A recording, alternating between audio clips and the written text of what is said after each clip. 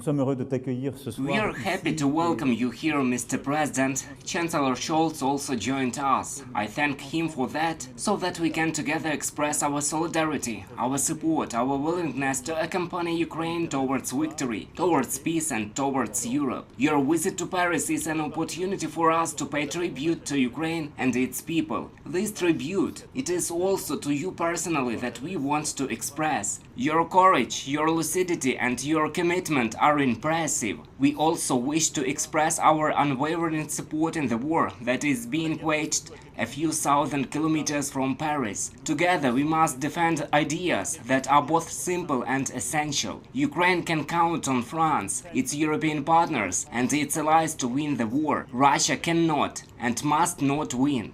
Just as we have made new deliveries of defense equipment in recent weeks, we will continue the effort and we will discuss the operational needs of Ukraine. We will always act in full coordination with our partners and allies. Дуже дякую тобі.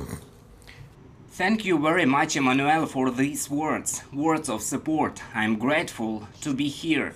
I'm grateful that this idea, this spontaneous idea to come together and talk, and I thank the Chancellor. I thank Olaf for finding the time.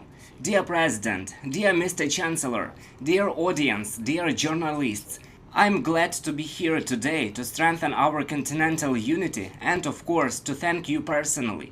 It is always important in everyday life to be grateful, and I would like this to become a tradition in politics. Gratitude, sincerity, forms alliances, and gratitude cements them. I want you to remember, ladies and gentlemen, that France and Germany have been with Ukraine this month, and we have gone through a lot from February to this February of this year, from the past to the present. And we have ensured a strong unity, our unity of Europe. We have strengthened the continent, we have strengthened Ukraine. I will give you just a few examples from the recent times. By the way, examples of how Emmanuel showed his leadership and was the first to support Ukraine with light tanks, and how Olaf showed his leadership and provided Ukraine with strong air defense. Brilliant Iris-T, just when we needed to immediately stop the Russian missile terror. And these are just two steps and both historic. I thank you, friends, for them. Now we all have, and we feel it like no one else in Ukraine, because we are at war. We all have very little time. And I'm not talking about today, by the way. I'm talking about the weeks and months ahead of us. So this is about weapons that are needed for peace, because we need to stop the war that Russia has unleashed. And indeed, you're absolutely right, Emmanuel. We had a meeting here, the Normandy meeting, and everybody wanted Putin to stop this war. Everybody except him. And here's the result. And we really needed to strengthen our common position. We need it right now. The position of Ukraine and all Europeans. France and Germany have the potential to be game changers. And this is how I see our negotiations today.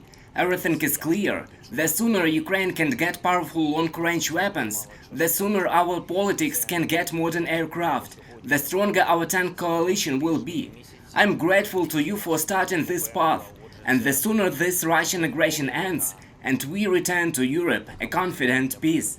An effective continental alliance in Europe is the need of all Europeans. Emmanuel, I know how important it has always been for you to keep Europe strong.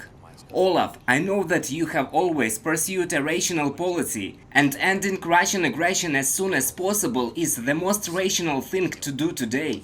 Today I hope we can talk about this in detail. Ukraine knows how to be strong and how to be grateful. Our friends know how to be principled and sincere. I believe that today we will strengthen our defense, sanctions and political unity.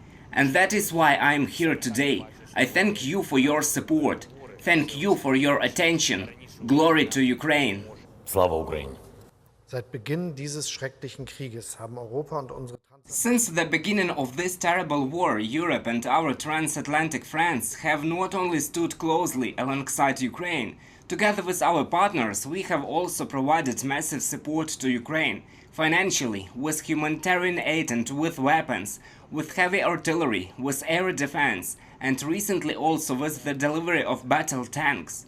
and we will continue to do so as long as it is necessary. President Macron and I will assure President Zelenskyy of that again in Paris today. Also, at the extraordinary summit of the European Council, Putin's invasion of Ukraine and its consequences will play an important role, and it is a strong signal that the President personally is taking part in this first meeting of the EU heads of state and government this year, a signal of European solidarity and community.